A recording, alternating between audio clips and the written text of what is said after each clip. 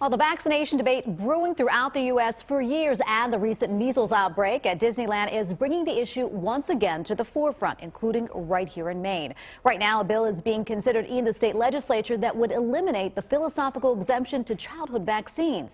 It is a heartfelt issue that has parents on both sides speaking out. 12 years ago next month, our son woke with what he thought was a case of the flu.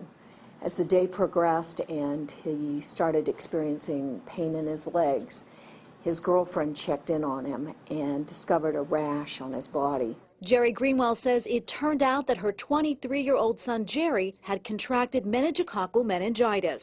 He was a very strong young man.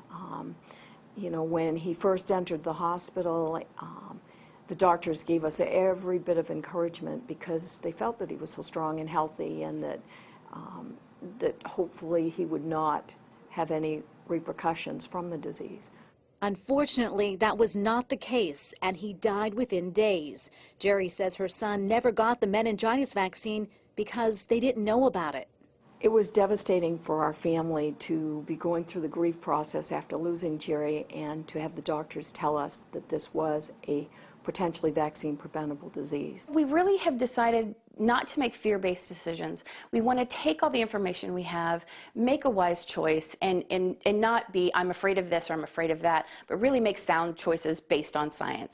Ginger Taylor is the director of the Maine Coalition for Vaccine Choice. She wants better accountability and science when it comes to vaccine, and wants to make sure parents have the choice to vaccinate their children, something she says she did at first. My youngest son suffered two severe reactions, and after the second one suffered severe brain damage. He was healthy, he was functional, he was a typically developing child.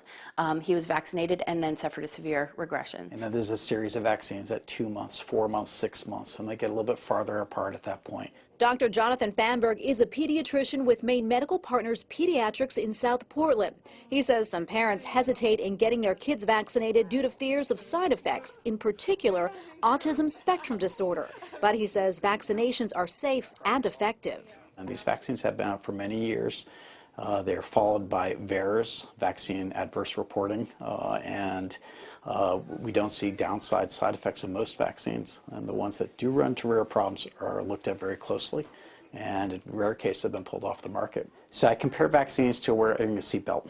You can wear a seatbelt on the way home today. It's unlikely you're going to be in a motor vehicle accident. But if you're in a motor vehicle accident, you're going to be happy you had the seatbelt on. That they put up in Jerry's memory.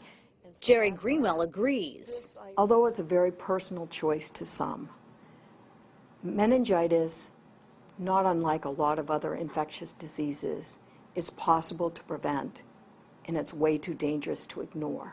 Yet, despite possible dangers, Ginger Taylor feels parents should have the right to choose. We hope families will really start to pay close attention to this issue and defend their rights to make their own choices. And as we mentioned yesterday, a recent study published in the Journal of the American Medical Association found no evidence or possible link between the measles, mumps, and rubella vaccine and autism. Also, it should be noted that Maine has one of the highest opt-out rates for vaccinations in the country.